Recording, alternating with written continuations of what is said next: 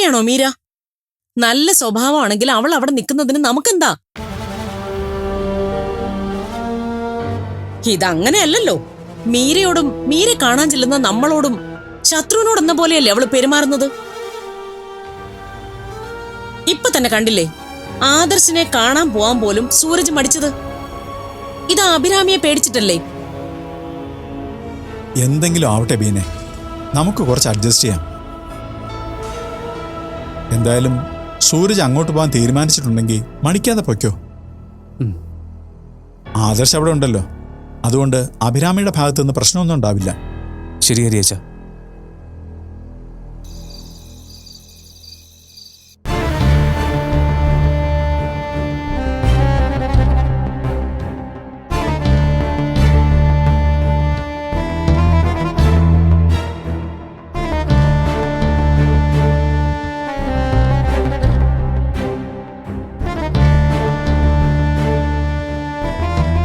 വിഘ്നേശ്വരൻ എവിടെയായിരുന്നു? ഭക്ഷണം കഴിച്ചു കഴിഞ്ഞാൽ മുറിയിലേക്ക് വന്നൂടെ? എടീ, ഞാനത് ഒരു ഫോൺ വന്നിട്ട് സംസാരിച്ചെന്നതാ. അതെന്താ ഇവിടെ നിന്ന് സംസാരിച്ച? ഇവിടെ നിന്ന് സംസാരിച്ച കുഴപ്പമൊന്നുമില്ല. പിന്നെ പുറത്ത് കാറ്റൊക്കെ കൊണ്ട് വെറുതെ സംസാരിച്ച് നിന്നേ ഉള്ളൂ. അതിനിത് ഇത്ര ഇഷ്യൂ വെക്കേണ്ട കാര്യമുണ്ടോ അഭി? അതൊന്നും അല്ല. ഞാൻ കേൾക്കാതെ എന്തോ രഹസ്യം പറയാനുണ്ട്. അത് നിങ്ങൾ എന്റെ മുന്നിൽ വെച്ച് സംസാരിക്കാതെ പുറത്തു നിന്ന് സംസാരിച്ചത്. നീ ഇങ്ങനെ തുടങ്ങിയ ഞാൻ എന്ത് ചെയ്യും? എല്ലാത്തിനും ഇങ്ങനെ കുറ്റങ്ങൾ കണ്ടുപിടിക്കാനും വഴക്കുണ്ടാക്കാനും തുടങ്ങിയാലേ നമ്മുടെ ജീവിതം ദുരിതാവേ ഉള്ളൂ.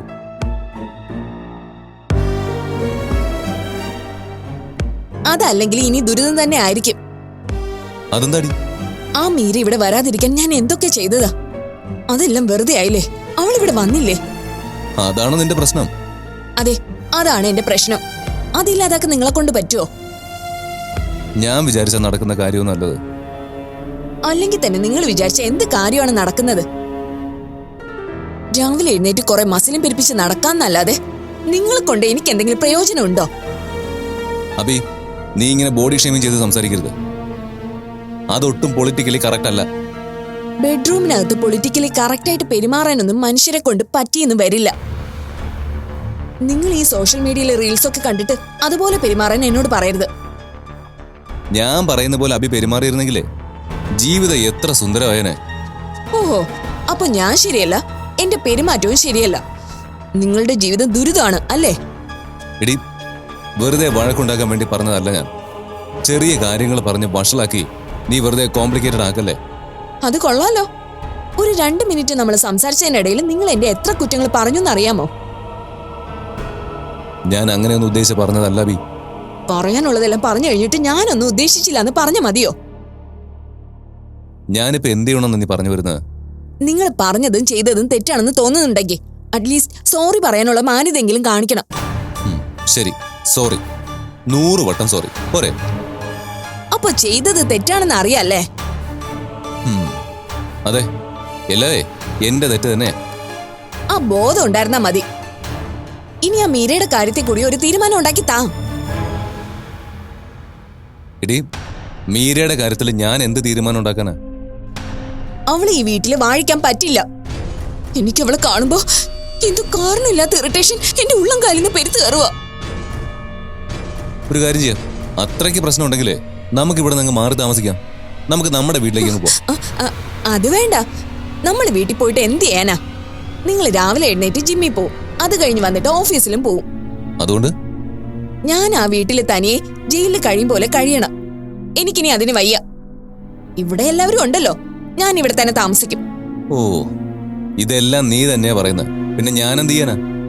നിങ്ങൾ കൂടുതലൊന്നും ചെയ്യണ്ട. ആ മീര ഇവിടുന്ന് ഓടിക്കാൻ എന്തെങ്കിലും വഴിയുണ്ടെങ്കിൽ അതൊന്നും പറഞ്ഞതാ. ആ, മീരെ ഒഴിവാക്കാൻ ശ്രമിച്ചാണ് മഹി അങ്കിള് ജയിലിലായത്. നീയും ആ വഴി നോക്കാണോ? അബി, നീ ഉദ്ദേശിക്കുന്ന പോലെ ഒരാളല്ല മീര. അതെന്താ, അവൾക്ക് കൊമ്പുണ്ടോ? കൊമ്പും വാലും ഒന്നുമില്ല. മീരയ്ക്ക് ഈശ്വര അനുഗ്രഹമുണ്ട്. അത് പലപ്പോഴും നമ്മൾ നേരിട്ട് കണ്ട് അറിഞ്ഞിട്ടുള്ളതുവാ. മീരയ്ക്കുണ്ടായ ഓരോ പ്രശ്നങ്ങളും ഓരോ അത്ഭുതങ്ങൾ നടക്കുന്ന പോലെയാ മാറുന്നത്.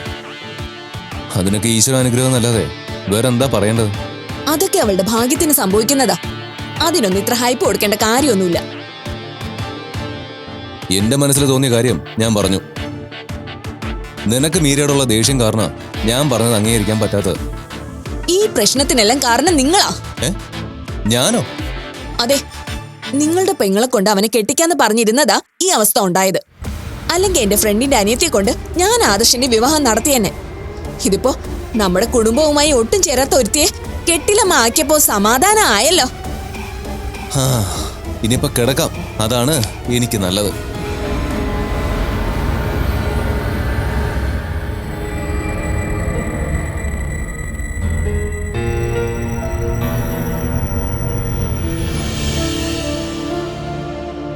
ഒരിക്കലും പുറത്തിറങ്ങാൻ പറ്റുമെന്നോ ഇങ്ങനെ ഒരു ജീവിതം തിരിച്ചു കിട്ടുമെന്നോ ഞാൻ കരുതിയതല്ല.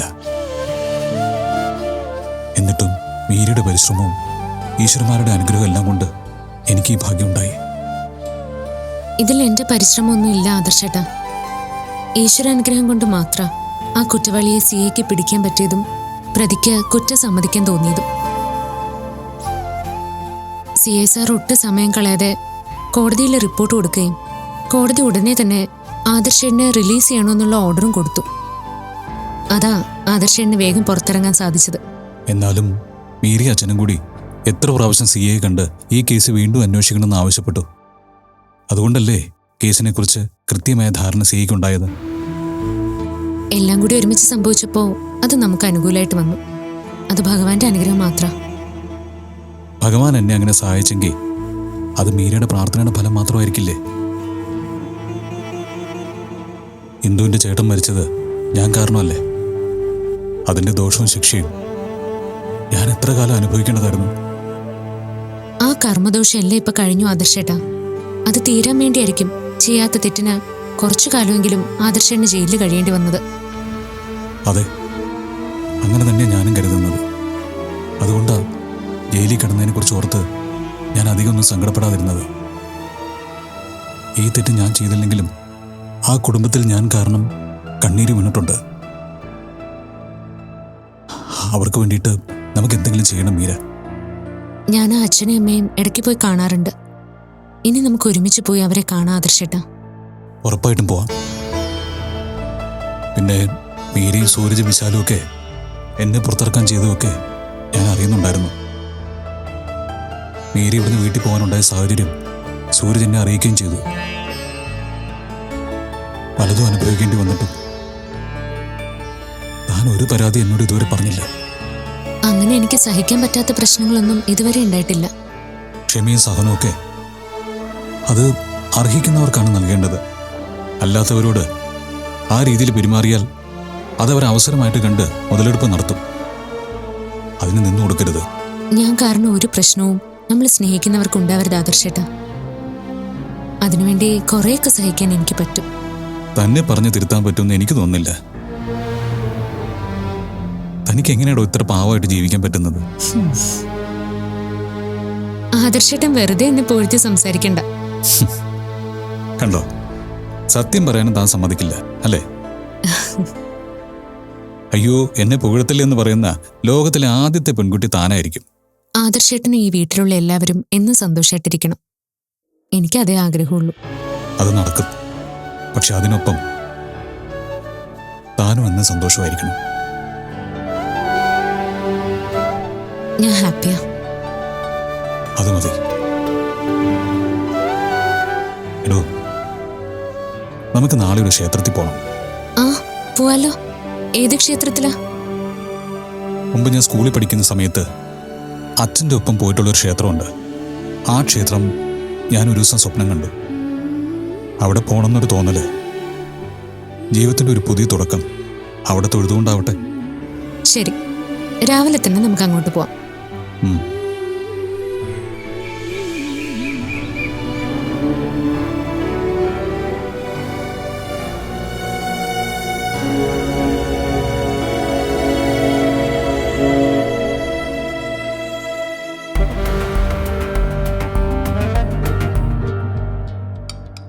രണ്ടുപേരും കൂടി രാവിലെ എങ്ങോട്ടാ?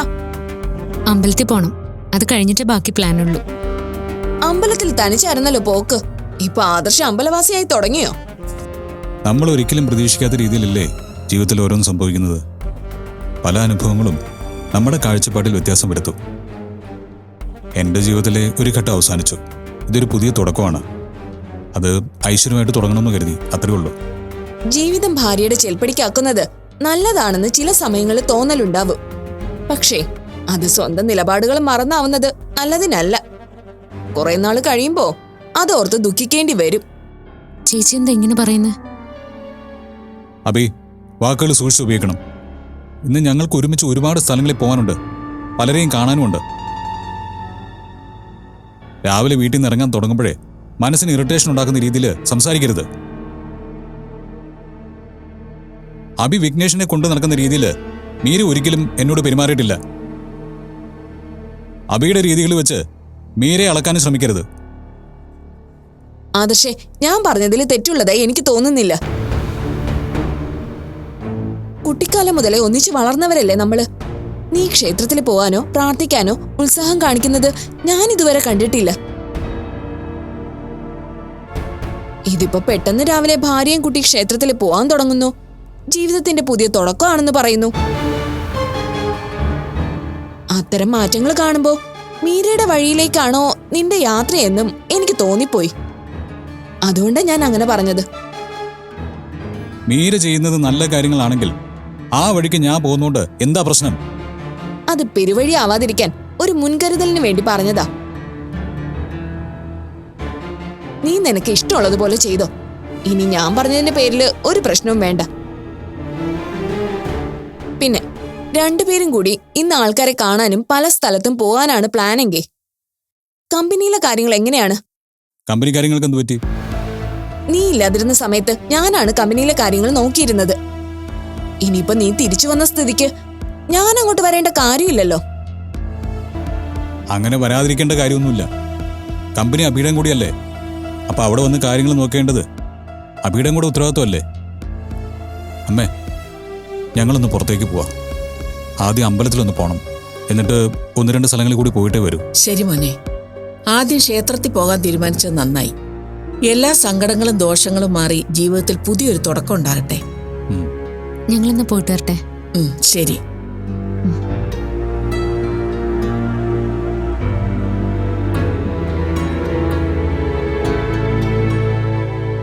നീ എന്തിനാ മുഖം വീർപ്പിച്ച് നിൽക്കുന്നത്? ഈ പോക്കത്ര ശരിയല്ല അമ്മേ. ഇതൊട്ടും നല്ലതിനല്ല.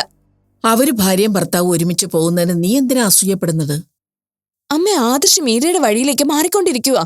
അമ്മയ്ക്ക് എന്താ അത് മനസ്സിലാവാത്തത്? ഇന്നേ വരെ ക്ഷേത്രത്തിൽ പോകാൻ ആദർശ് ഉത്സാഹം കാണിച്ചിട്ടുണ്ടോ? ഇതൊന്നും ശരിയാണെന്ന് എനിക്ക് തോന്നുന്നില്ല. ഈ മാറ്റം നാശത്തിനായേ വരൂ. ഒരാൾ ഒരു നല്ല കാര്യം ചെയ്യുമ്പോൾ അത് നല്ലതാണെന്ന് തുറന്നു പറയാനുള്ള മനസ്സ് കാണിക്കേ, അല്ലാതെ കുറ്റം കണ്ടുപിടിക്കുകയല്ല വേണ്ടത്. ഇനിയിപ്പം മീര പറഞ്ഞിട്ടാണ് ആദർശ് അമ്പലത്തിൽ പോകുന്നതെങ്കിൽ അതൊരു നല്ല കാര്യമല്ലേ? അത് നല്ല കാര്യമാണെന്ന് നമുക്കിപ്പോ തോന്നും. പക്ഷേ അവൻ പതിയെ പതിയെ മീരയുടെ അടിമയായി മാറും. ഒരു പെണ്ണ് എങ്ങനെയാണ് ഭർത്താവിനെ സ്വന്തം വരുതിയിലേക്ക് ആക്കുന്നതെന്ന് അമ്മയ്ക്കറിയില്ലേ? എനിക്കറിയാം. ഉദാഹരണം എന്റെ മുമ്പിൽ തന്നെ നിൽക്കുകയല്ലേ. അതെ, ഞാൻ ദേവേട്ടനെ ഒരിക്കലും എന്റെ വരുതിയിലാക്കാൻ ശ്രമിച്ചിട്ടില്ല. നീ വിഘ്നേഷിനെ കെട്ടിയിട്ടുകൊണ്ട് നടക്കുന്നു എന്ന് പറഞ്ഞ് എല്ലാവരെയും ആ കണ്ണി കാണരുതാബി. ഓഹോ, ഇപ്പൊ ഞാനായോ കുറ്റക്കാരി? ഞാൻ കുറ്റം പറഞ്ഞതല്ല. നീ പറയുന്നതും ചെയ്യുന്നതും എന്താണെന്ന് നീ തന്നെ ആലോചിച്ച് നോക്ക്.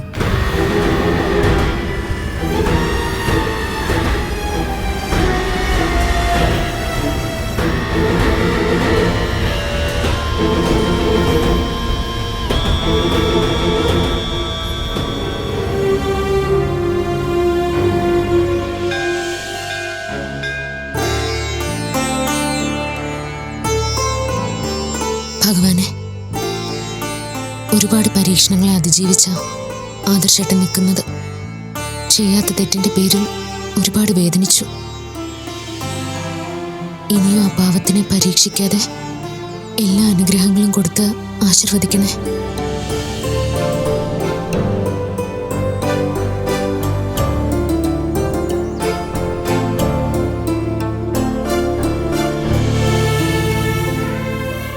എനിക്ക് വേണ്ടി ഒരുപാട് സങ്കടങ്ങൾ സഹിച്ച ആളാ മീര.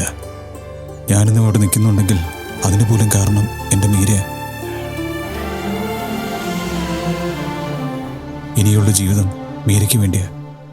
അവളെ സ്നേഹിച്ചും സന്തോഷിപ്പിച്ചും ഒരുപാട് നാൾ സമാധാനത്തോടെ ജീവിക്കാൻ ഞങ്ങൾ അനുഗ്രഹിക്കണേ ഭഗവാനെ. ഒന്നിന്റെ പേരിലും ഇനി ഞങ്ങളെ തമ്മിൽ അകറ്റി മാറ്റി നിർത്തരുതേ ഭഗവാനെ. ഈശ്വര.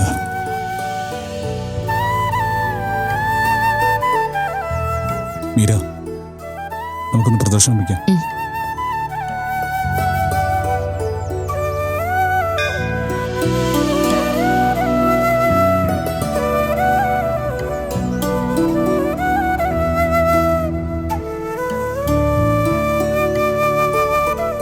ഇത്രയും നാളായിട്ടും എനിക്ക് ഈ ക്ഷേത്രത്തിൽ വരാൻ ഭാഗ്യം കിട്ടിയിട്ടില്ല. അത് സാരമില്ല. ആദ്യമായിട്ട് വന്നത് എനിക്കൊപ്പം അല്ലേ. തനിക്കെല്ലാം ആദ്യമായിട്ട് ചെയ്തു തരുന്നത് ഞാനാവണമെന്നാണ് എൻ്റെ ആഗ്രഹം. താൻ ആഗ്രഹിക്കുന്ന എല്ലാ സ്ഥലത്തും തന്നെ എനിക്ക് കൊണ്ടുപോകണം. താൻ ആഗ്രഹിക്കുന്നതെല്ലാം വാങ്ങിത്തരണം. എനിക്കങ്ങനെ വലിയ വലിയ ആഗ്രഹങ്ങളൊന്നും ഇല്ല ആദർശേട്ടാ. എന്റെ സന്തോഷങ്ങളൊക്കെ വളരെ ചെറുതാ. അറിയാം. വില കൂടിയ സമ്മാനങ്ങളെക്കാൾ തനിക്കിഷ്ടം ഇത്തരം ക്ഷേത്ര ദർശനങ്ങളും കുഞ്ഞു കുഞ്ഞു യാത്രകളും ഒക്കെയാണെന്ന് എനിക്കറിയാം മീര. അതുകൊണ്ടാ ഇവിടെ വരാൻ ആഗ്രഹം തോന്നിയപ്പോൾ തന്നെ കൂടി കൂട്ടാൻ ഞാൻ ആഗ്രഹിച്ചത്. ഇതെനിക്ക് ഒരുപാട് സന്തോഷമായി ആദർശേട്ടാ. ഇവിടെ വന്ന് പ്രാർത്ഥിച്ചപ്പോൾ മനസ്സിന് നല്ലൊരു സമാധാനവും സന്തോഷവും തോന്നുന്ന പോലെ. എൻ്റെ അച്ഛനും ഇവിടെ വരാൻ വലിയ ഇഷ്ടമായിരുന്നു. ഈ ക്ഷേത്രമുറ്റത്ത് വരുമ്പോൾ എനിക്ക് ഓർമ്മ വരുന്നത് അച്ഛനെ. ആദർശേട്ടന്റെ അച്ഛനെ കാണാനുള്ള ഭാഗ്യം എനിക്കുണ്ടായില്ലല്ലോ.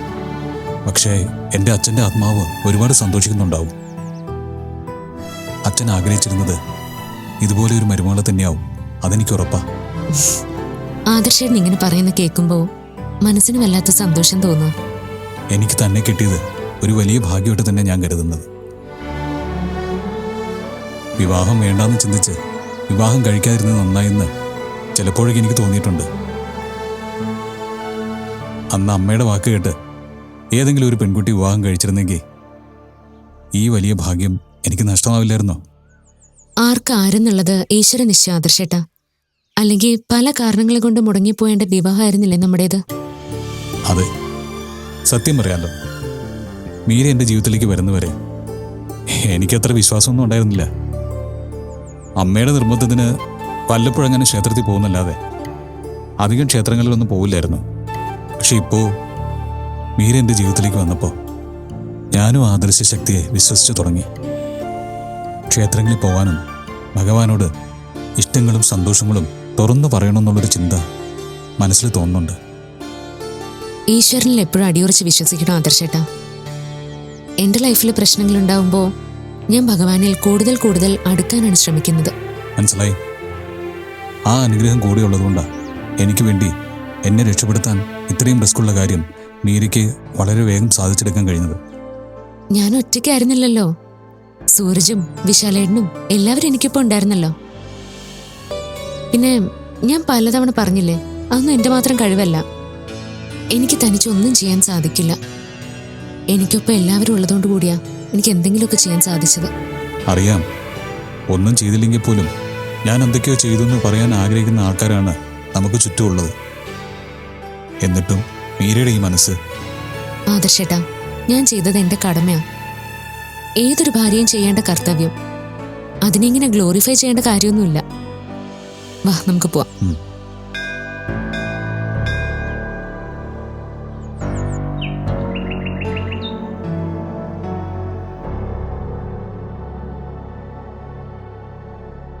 എടാ, നീ ഇങ്ങനെ ഫോണിൽ കുത്തിക്കൊണ്ടിരുന്ന എങ്ങനെയാടാ സൂരജെ? ഞാൻ പിന്നെ എന്ത് വേണോന്നാ അമ്മ പറയുന്നത്?